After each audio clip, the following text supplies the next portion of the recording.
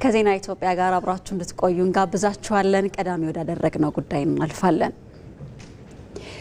የኢትዮጵያ የባህር በር ጥያቄ ፍትሃዊና ህልውናን የማረጋገጥ ጉዳይ መሆኑን የሻሸመኔ ከተማ ነዋሪዎች ገለጹ። የባህር በር ባለቤትነትን ለማረጋገጥ ደግሞ አስፈላጊውን ድጋፍ እንደሚያደርጉም ነዋሪዎቹ ተናግረዋል። የነዋሪዎቹን አስተያየት ሪፖርተራችን አስረሳ ወገሼ እንደሚከተለው አዘጋጅቶታል። በባህር በር የሌለ ሀገር ማለት ቤት ሰርቶ ማውጫ በር እንደሌለ ማለት ነው። ትላንት የነበረነትን ዛሬ ሌላ ሀገር እየለመነን እየኖረን። ምክንያቱም ለምሳሌ ጅቡቲ አንሰጥም ብትልኮ እኛ ማኖር ራሱ የማክተን ነው። በግፍ የተወሰደብንን የማስመለስ ጥያቄ ነው። በዲፕሎማሲ መንግስት እየሄደበት ነው። ይሄን ያው ምላሽ እስከሚያገኝ ድረስ መታገሉን እንቀጥላለን ማለት ነው። ባህር በር በማጣታችን በጣም ትልቅ ቁጭት ነው የተፈጠረብን በመላ ኢትዮጵያ ማለት ነው። በአሁኑ መንግስት ያለው አስተሳሰብ በተለይ ባህር በርን ለማስመለስ እየተደረገ ያለው ጥረት እጅግ በጣም የሚያስደስት ነው። የህዝብ ጥያቄ ነው። ለምን ኑሮ ውድነት የሆነበት ቦታ ወደብ ካሌለ፣ ስለዚህ ወደብ መንግስት ለመጠየቁ በጣም ጥያቄ ነው። ትክክለኛ ጥያቄ ነው የጠየቀው። ድሮ በግፍ ያጣነውን ባህር በር አሁን ደግሞ በሰላማዊ መንገድ በድርድር እናገኝ፣ እንጠቀምበት፣ እናልማበት ሀገርን መልሰን ማለት ነው እያለ ነው እንጂ ምንም አይነት ጉዳት ይፈጠራል ብዬ አልገምትም። ጅቡቲ ወደብ የሚከፈለው ገንዘብ አለ፣ በቢሊዮን ዶላር ነው የሚከፈለው። ይሄ የሚወጣውን ወጪ ደግሞ አስቀርተን ለሀገራዊ ልማት እና እድገት ይሄ ትልቅ ፋይዳ አለው ብዬ ነው የማስበው። ልማቱ እንደዚሁም ደግሞ ያለው የሰላም አንጻራዊ ሁኔታ ተጠናክሮ እንዲቀጥል አንደኛው ድጋፍ ይሆነናል የምንለው የባህር በራችን ነው። መላ ኢትዮጵያዊ ነኝ የሚለው በፖለቲካ ሳይለያይ፣ በሃይማኖት ሳይለያይ፣ በጾታ ሳይለያይ፣ በተለያየ ነገር ሳይለያይ በአንድነት በእኩልነት ቆሞ የጥያቄዎቻችን እንዲያስከብር ጥያቄው እንዲተገበር የማድረግ ስራ ነው ኃላፊነታችን የምንወጣ። የህዝብ ጥያቄ ስለሆነ ግዴታ ደግሞ ይሄ የመሳካት እድሉ 100% ስለሆነ እዚህ ላይ ደግሞ ህዝባችን በጋራ ሊቆም ይገባል። ወጣትም በጋራ ሊቆም ይገባል። መንግስት የጀመረውን አቅጣጫ እንደ አንድ ነዋሪም ብቻ ሳይሆን እንደ አንድ ዜጋ እደግፈዋለሁ። የኢትዮጵያ አየር መንገድ እየሰጠ ያለውን ደረጃውን የጠበቀ ጥራት ያለው አገልግሎት የአፍሪካ ምርጡ አየር መንገድ የሚል ማዕረግን አሰጥቶታል። አየር መንገዱ በተለይ ባለፉት 10 ዓመታት ፈጣን እድገት ያስመዘገበ ሲሆን በአመት የሚያጓጉዘው መንገደኞች ቁጥርም 19 ሚሊዮን ደርሷል። የኢትዮጵያ አየር መንገድ የአፍሪካ አህጉርን በአየር ትራንስፖርት በማስተሳሰርም የአፍሪካ ኩራት መሆን የቻለ ነው።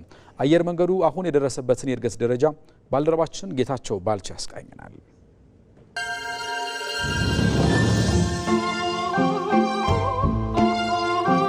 የኢትዮጵያን ሰንደቅ አንግቦ ከአንዱ የዓለም ጫፍ ወደ ሌላኛው ሲበር ድፍን 80 ዓመት የሞላው ስመገናና ተቋም ነው የኢትዮጵያ አየር መንገድ። በእነዚህ ሁሉ ዓመታት አየር መንገዱ የስኬት የበረራ ከፍታውን አስጠብቆ መዝለቅ የቻለ ነው። በቅርብ ዓመታት ውስጥ እያስመዘገበ ያለው እድገት ግን ከሚነገርለት በላይ አስደናቂ መሆኑን አንዳንድ ቁጥሮችን በጥልቀት ስናይ የሚመሰክሩለት ሆኖ እናገኘዋለን። ያለፉትን 10 ዓመታት እንኳን ስንመለከት የዓለም አቀፍ በረራ መዳረሻዎቹ በ2008 ዓ.ም ከነበሩበት 88 በ2017 ወደ 145 አድገዋል። በዚሁ ጊዜ ውስጥ የአውሮፕላን ቁጥሩን ከ77 ወደ 165 ጨምሯል። ገቢውንም ስናይ የዛሬ 10 ዓመት ከነበረበት 2.5 ቢሊዮን ዶላር በከፍተኛ መጠን በማደግ 7.6 ቢሊዮን ዶላር በዓመት ሆኗል። ይህ ብቻ አይደለም። አየር መንገዱ በዓመት የሚያጓጉዛቸው መንገደኞች ቁጥርም በ10 ዓመት ውስጥ ከ7.5 ሚሊዮን ወደ 19 ሚሊዮን በላይ ደርሷል። ዓመታዊ የካርጎ ወይም የዕቃ ጭነት መጠኑም ከ266,000 ቶን ወደ 785,000 ቶን አድጓል። የኢትዮጵያ አየር መንገድ እጅግ ዘመናዊ የሆኑ አውሮፕላኖችን ከዓለማችን ግዙፍ አየር መንገዶች ጋር እኩል ገዝቶን በመጠቀም ተወዳዳሪነቱን አስጠብቆ መዝለቅ የቻለ ነው። ዘመን ያፈራቸውን ቦይንግ፣ ኤርባስና ቦምባርዴር አውሮፕላኖችን ለመንገደኞችና ዕቃ ጭነት ማጓጓዣ እየተጠቀመም ይገኛል። በሚሰጠው የላቀ የጥራት ደረጃ ያለው አገልግሎት ዓለም አቀፍ ሽልማቶችን በየዓመቱ መቀዳጀት ለኢትዮጵያ አየር መንገድ የዘወትር ዜና ነው። ስካይትራክስ የተሰኘውንና በአየር ትራንስፖርት ዘርፍ ትልቅ ክብር ያለውን ሽልማት ላለፉት ተከታታይ 8 ዓመታት የአፍሪካ ምርጡ አየር መንገድ በመባል ተሸልሟል። ይህ ብቻ ሳይሆን ሌሎች በርካታ ሽልማቶችንም ከብዙ አየር መንገዶች ተመርጦ የሚበረከትለትም ነው። ስካይትራክስ ዘንድሮም የኢትዮጵያ አየር መንገድን ከአፍሪካ ዘ ቤስት ኤርላይን ብሎ እውቅና ሰጥቷል። ይሄ እንግዲህ ለ8ኛ ዓመት በተከታታይ መሆኑ ነው። በሌላ በኩል በሁለተኛ ደረጃ የሚገመት ድርጅት አፔክስ የሚባል የኢትዮጵያ አየር መንገድን እንደዚሁ አንደኛ ለመጀመሪያ ጊዜ ባለ 4 ኮከብ አየር መንገድ ብሎ እውቅና ሰጥቶናል። አየር መንገዱ የአፍሪካ አህጉርን በአየር ትራንስፖርት በማስተሳሰር የአፍሪካውያን ኩራት መሆንም ችሏል። የኢትዮጵያ አየር መንገድ የተለያዩ የአፍሪካ ሀገራት አየር መንገዶችን ድርሻ በመግዛትና በማስተዳደር ጭምር እንዲያንሰራሩ በማድረግ ባለውለታም ነው። የአየር መንገዱ አቪዬሽን አካዳሚ በዘርፉ የበቁ ባለሙያዎችን በማፍራት የ60 ዓመታት በላይ ልምድ አለው። ይህ ሁሉ የአየር መንገዱ ስኬታማ የእድገት ጉዞ ታዲያ በዋናነት አዲስ አበባ በሚገኘውና አንድ ለእናቱ በሆነው ቦሌ ዓለም አቀፍ አውሮፕላን ማረፊያ የተከናወነ ነው። የኢትዮጵያ አየር መንገድ በአፍሪካ ያለውን የቀዳሚነት ደረጃ በጠንካራ መሰረት ላይ ገንብቶ ማስቀጠልና ከዓለም ምርጥ 20 አየር መንገዶች አንዱ መሆን በፈረንጆቹ 2035 ራዕዩ ሊደርስበት ያስቀመጠው ግብ ነው። ለዚህም ነው በቢሾፍቱ ከተማ አቅራቢያ በአፍሪካ ግዙፉን ዓለም አቀፍ አውሮፕላን ማረፊያ የሚገነባው። አዲሱ ኤርፖርት በከፍተኛ ደረጃ የኢትዮጵያ ኢኮኖሚ የሚያግዝ ኢትዮጵያን ከዓለም ጋር የሚያገናኝ ለአፍሪካም ጥሩ ብስራት ይሆናል ተብሎ የሚጠበቅ ነው። ይህም $10 ቢሊዮን ገደማ የሚገመት ኢንቨስትመንት ነው። ልዩ ስሙ አቡሴራ በተባለው ስፍራ የሚገነባው አውሮፕላን ማረፊያው ጥቅሙ ከአውሮፕላን ማረፊያ በላይ የሆነ የኤርፖርት ከተማ የሚገነባበትም ይሆናል። ዜና ኢትዮጵያ ላይ ትገኛላችሁ ተመልካቾቻችን። ዜናዎቻችን እንደቀጠሉ ናቸው። በቢሾፍቱ ሊገነባ የታሰበው አዲሱ የኢትዮጵያ አየር ማረፊያ የኢትዮጵያን አየር መንገድ ከግዙፎቹ የአየር መንገዶች ጋር ተወዳዳሪ እንደሚያደርገው ተገልጿል። ይህ ፕሮጀክትም ሰው ተኮር ብሎም በቱሪዝም ዘርፍ የሚያስገኘው ገቢ ትልቅ እንደሆነም ተመላክቷል። ተስፋዬ ለሜሳ ተጨማሪ አለው። በቢሾፍቱ አቅራቢያ በ3975 ሄክታር ላይ የሚገነባው ይህ የአውሮፕላን ማረፊያ በሁለት ምዕራፎች ተከፍሎ የሚገነባ ነው።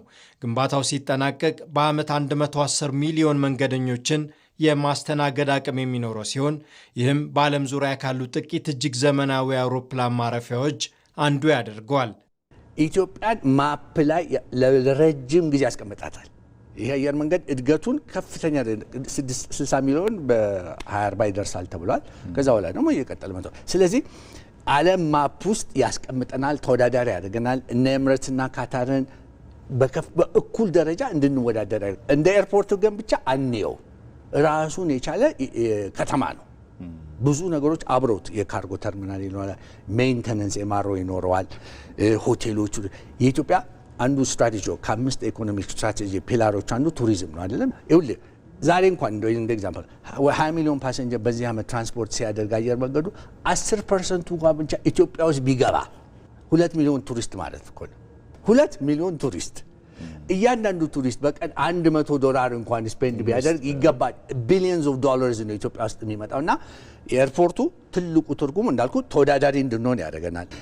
አስፈልጋሉ የሚሉ አንዳንድ ሰው አለ። ይሄን ያህል ብር ኖ መስት ነው ለኢትዮጵያ ኢኮኖሚ፣ ለአፍሪካ ኢኮኖሚ ኦቨርኦል አስፈላጊ የሆነ ድርጅት ነው። ልማቱ ሰብአዊነትን ማዕከል ያደረገም ነው። አየር መንገዱ ከይዞታቸው ለሚነሱ አርሶ አደሮች $350 ሚሊዮን ወጪ በማድረግ ዘመናዊ የመኖሪያ ቤቶች፣ የህንፃና የመስኖ ማዕከላትን ገንብቶ ለማስረከብ እየሰራ ይገኛል።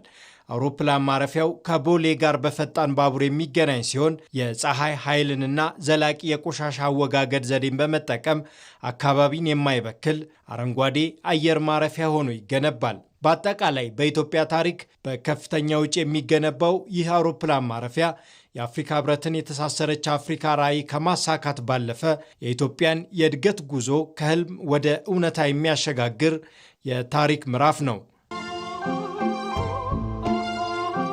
የኢትዮጵያ አየር መንገድ በሚሰጠው የላቀ ጥራት አገልግሎት ዓለም አቀፍ እውቅናን ማግኘቱንም እንደቀጠለ ነው።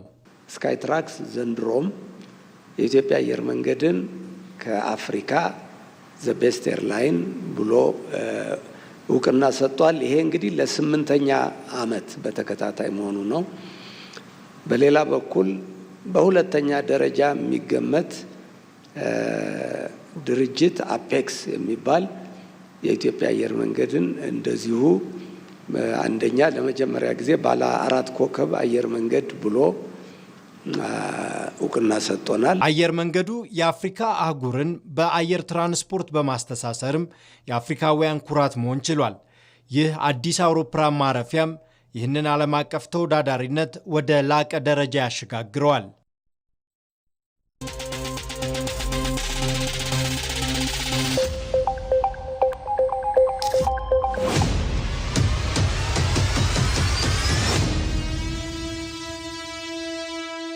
አንድ በኩል ኢትዮጵያን እየመሩ የነበሩ አካላት ናቸው የሆኑ ሰዎች አሉ ተብለው ሲጠየቁ እንዴ ብዙ አሉ፣ እኔም ራሴ ኤርትራዊነት አለብኝ። ከትሮ ያልተናነሰ እንደውም ከትሮ የሚበልጥ ፕራክቲካሊ እየተፈጸመ አቶ ስብሃት ነጋ ማንኛውም ሰው የባህር በር ይገባኛል የሚል ጥያቄ ካነሳ እኛ አውቶማቲካሊ ከኤርትራ ጎን ነው የምንቆመው የሚል መግለጫ ሰጡ። የማይከፈል መስዋዕትነት ይከፍላል። ኢቭን እግር ኳስ ተጫዋቾቻችሁን ሳይቀር ኢትዮጵያን አለመደገፍ ግን መብታችን አይደለም። ራሴን ነው እየወቀስኩ ያለሁት። ለልዩነት ግን ምክንያት የሆነበት ነገር አልገባኝም። እንጨት እየተደረመሰ እንትን እያለ እየወደቁ የሞቱ ሰዎች አሉ አይደለም። እውነታችንን ወስደው 4-5 የባህር በሮች ነበሩ ኢንክሉዲንግ ምጽዋ ኖት አሰብ ብቻ። ጥቅል የሆነ የገጠመ ችግር ምንድነው? የአሰብ አስመላሽ ኮሚቴ የሚባል አቋቁመው መስቀል አደባባይ ስብሰባ ያደረጉ ነበረ። ይሄ ደግሞ ማንም ደስ ሲለው የሚሰጠን ሲያኮርፍ የሚነጥቀን የባህር በር ሳይሆን ይሄ ትውልድ ምን ላይ ጥንቃቄ ማድረግ ያለበት ነው? ኢትዮጵያ ትጨርሳለች ወደሚል ነገር ደርሰናል። እያየን ያለነው ይሄንን ነው። እንደሰራህ አውቃለሁ። አሁን ፊልም ሰራሁ ብለህ ነው? እኔ እንደውም ልንገርህ በዚህ ፊልም የተነሳ ጭንቅላትን በጥይት ነው መፈራከሰው አለ። መጀመሪያ ስብሃት ነጋ ከነገረ ሐሳብ ጋር ባድመ የእናንተ አይደለችም የእኛ ናት፣ የእናንተ ናት፣ ውሰዷት አትውሰዷት ብለው የሚከራከሩ ሰዎች በአሰብ መከራከር አይበልጥም ነበር እንዴ?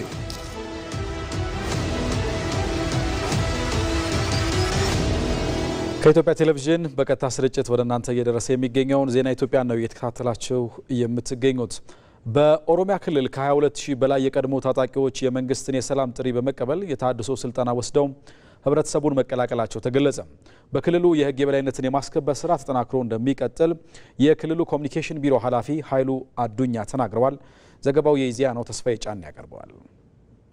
በኦሮሚያ ክልል የህግ የበላይነትን የማስከበር ስራ ተጠናክሮ እንደሚቀጥል የክልሉ የመንግስት ኮሚኒኬሽን ቢሮ ኃላፊ አቶ ኃይሉ አዱኛ ገልጸዋል። የቢሮ ኃላፊው የክልሉን ወቅታዊ ሰላምና ልማት እንቅስቃሴን በሚመለከት ማብራሪያ ሰጥተዋል። በዚህም በክልሉ እስካሁን ከ22000 በላይ የቀድሞ ታጣቂዎች የመንግስትን የሰላም ጥሪ መቀበላቸውን የተናገሩት ኃላፊው በዚህም የቀድሞ ታጣቂዎቹ የተሃድሶ ስልጠናን ወስደው ህብረተሰቡን ስለመቀላቀላቸው ገልጸዋል። እንግዲህ አጠቃላይ በክልላችን ወደ 22000 የሚሆኑ ቀድሞ ታጣቂዎች ወደ ማህበረሰብ ተቀላቅለው ሰላማዊ ኑሮ እንዲኖሩ ተደርጓል። በሌላ በኩል ደግሞ ሰላምን ለመቀበል ዝግጁ ባልሆኑ ተቀድሞ ታጣቂዎች ላይ የህግ ማስከበር እርምጃ ተጠናክሮ ይቀጥላል ሲሉም አስታውቀዋል።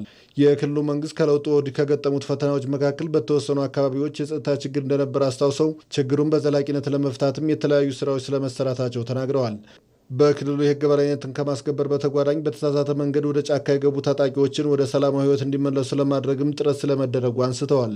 ከመንግስት የሰላም ጥሪ ባለፈ ከአባ ገዳዎች፣ ከሀደ ስንቄዎች፣ ከሃይማኖት አባቶችና ከሀገር ሽማግሌዎች በታጣቂዎች የሰላም ምላሽ እንዲሰጡ መሰራቱንም አስረድተዋል። ሁለተኛ የስራ እድል እንዲፈጠርላቸው የተለያዩ ሼዶች እንዲሰጧቸው በግብርና በከተማ ግብርና በተለያዩ የስራ መስኮች ተሰማርቶ ህይወታቸውን እንዲቀየሩ የማድረግ ስራ ተከናውኗል። ቀድሞ ተማሪ የነበሩ ታጣቂዎች ወደ መደበኛ ትምህርታቸው እንዲመለሱበት የተደረገበት ሁኔታ አለ። በሶስተኛ ደረጃ የብድር አመቻችቶ የስራ እድሉን እንዲጠቀሙ የማድረግ ስራ ተከናውኗል። ይሄ በዚህም 581 ሚሊዮን በላይ የሚሆን የብድር አቅርቦት ተሰጥቷቸው ከቀድሞ ታጣቂዎቹ መካከል ከ10,000 በላይ የሚሆኑት የስራ ዕድል የተፈጠረላቸው ሲሆን ሌሎቹ ደግሞ እንደየፍላጎታቸው ወደ መደበኛ ህይወታቸው ተመልሰዋልም ብለዋል። ለዚህም የመስሪያ ቦታና ከ581 ሚሊዮን ብር በላይ ብድር ተመቻችቶላቸው ወደ ስራ እየገቡ እንዳሉም ገልጸው ወደ ትምህርትና ወደ መንግስት ስራም የተመለሱ ስለመኖራቸው ጠቅሰዋል። ኦሮሚያ ብሔራዊ ክልላዊ መንግስት በተለይ በምስራቅ ወለጋ፣ ሆሮ ጉዱሩ ወለጋ አካባቢ ሁለት ጽንፈኛ ኃይሎች የሚንቀሳቀሱበት ቦታም ስለሆነ አንደኛው ጽንፈኛ ኃይል ሸኔ ነው። ሽብርተኛ ቡድኑ